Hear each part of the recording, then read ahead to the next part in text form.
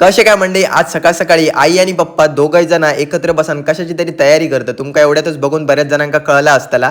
आणि कोकणात ही परंपरा अजून सुद्धा चालू असा, वेगवेगळ्या परंपरा असतात, त्यापैकी ही एक परंपरा असा.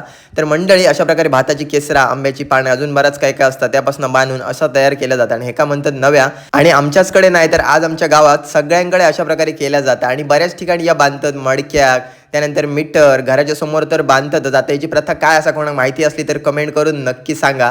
मी वरच्या घराकडे येते तोपर्यंत पप्पानी वरच्या घराकडे सुद्धा बांधून मोकळे झालेले. नंतर आईन आमची बॅग रेडी केल्या आणि आज मित्र वगैरे सगळे घराकडे इल्लेले असत. म्हणजे आज रविवार होतो आणि आम्ही आज रीलचा शूट करूक चाललेले असो.